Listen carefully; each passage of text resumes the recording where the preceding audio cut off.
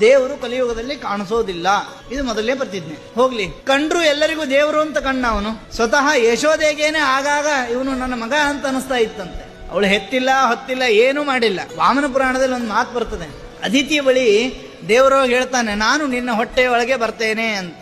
ಅವಳು ಗಾಬರಿ ಆಗ್ತಾಳೆ, ಸ್ವಾಮಿ ಬೇಡ ಸ್ವಾಮಿ, ನಿನ್ನನ್ನು ಹೊರುವ ಶಕ್ತಿ ನನಗಿಲ್ಲ ಅಂತ. ಯಾಕೆ ಅಂತ ಕೇಳ್ತಾನೆ. ನೀನು 14 ಲೋಕವನ್ನ, ಇಂಥ ಎಷ್ಟೋ ಲೋಕವನ್ನ ಸೃಷ್ಟಿ ಮಾಡಿ ನೀನು ನಿನ್ನ ಹೊಟ್ಟೆ ಒಳಗೆ ಇಟ್ಕೊಂಡಿದ್ದಿ, ನಿನ್ನ ಭಾರವನ್ನ ತಡಿಲಿಕ್ಕೆ ನನಗಾಗೋದಿಲ್ಲ ಸ್ವಾಮಿ ಅಂತ. ಅದಕ್ಕೆ ವಾಮನ ಹೇಳ್ತಾನೆ, ಪರಮಾತ್ಮ ಹೇಳ್ತಾನೆ, ನಿನ್ನನ್ನ ನನ್ನನ್ನ ಈ ಜಗತ್ತನ್ನ ಹೊತ್ಕೊಂಡವನು ನಾನೇ, ಏನು ಚಿಂತೆ ಮಾಡಬೇಡ, ನೀನು ಒಳಗಿದ್ದು ನಿನ್ನನ್ನ ನಾನೇ ಹೊರ್ತೇನೆ. ಆ ರೀತಿ ದೇವರು ಎಲ್ಲ ಕಡೆ ಇದ್ದರೂ ಕೂಡ ಕಲಿಯುಗದಲ್ಲಿ ಕಾಣಿಸೋದಿಲ್ಲ. ಆಮೇಲೆ ಇನ್ನೊಂದೇನು ಗೊತ್ತಾ, ನಮಗೆ ಕಾಣಿಸ್ಬೇಕು ಅಂತ ಏನಿಲ್ಲ. ಯಾರೋ ಒಬ್ರು ನಿಮ್ಗೆ ಸಹಾಯ ಮಾಡಿದ್ರು ಅನ್ಕೊಳ್ರಿ, ಏನೋ ತುಂಬಾ ಕಷ್ಟ ಬಂದಿದೆ.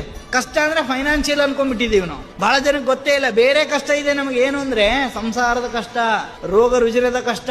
ಇದನ್ನೇ ಅಡ್ವಾಂಟೇಜ್ ತಗೊಳ್ತಿರೋದು ಎಲ್ರು. ಪ್ರತಿನಿತ್ಯ ದುಡ್ಡು ಮಾಡೋದು ಹೇಗೆ ಅಂದ್ರೆ ಹೀಗೇನೆ, ನಿಮ್ಗೆ ರೋಗ ಬರುತ್ತೆ, ನಾಳೆ ಬಂದ್ರೆ ನೀವು ಸಾಯ್ತೀರಿ, ಬನ್ನಿ ನಮ್ಮ ಹತ್ರ ಇನ್ಸೂರೆನ್ಸ್ ಮಾಡಿಸಿ, ನಿಮಗೆ ದುಡ್ಡು ಕೊಡ್ತೀವಿ. ಆವಾಗ ಒಂದು ಕಂಡೀಷನ್, ನಿಮಗೆ ನಾವು ಹೀಗೆ ಹೇಳಿದ್ವಿ, ನೀವು ಕಂಡೀಷನ್ ಓದ್ಲಿಲ್ಲ ಅಂತಾರೆ. ಆದ್ರೆ ದೇವರ ವಿಷಯದಲ್ಲಿ ಗ್ಯಾರಂಟಿ, ನಿಮ್ಮನ್ನ ಸಂಸಾರದಿಂದ ಕರ್ಕೊಂಡು ಹೋಗ್ತೇನೆ. ಪರಮಾತ್ಮ ಹೇಳಿದ್ನಲ್ವಾ, ಯೋಗಕ್ಷೇಮಂ ವಹಾಮ್ಯಹಂ. ಯೋಗ ಅಂದ್ರೆ ಬರಬೇಕಾದದ್ದು, ಕ್ಷೇಮ ಅಂದ್ರೆ ಇರುವುದನ್ನ ಉಳಿಸೋದು. ಎರಡರ ಜವಾಬ್ದಾರಿ ನಂದು. ಯಾವಾಗ ಅಂತಂದ್ರೆ ಯಾರು ನನ್ನ ಭಕ್ತರೋ ಅವರಿಗೆ ಮಾತ್ರ ಉದ್ಧಾರ ಮಾಡ್ತೇನೆ.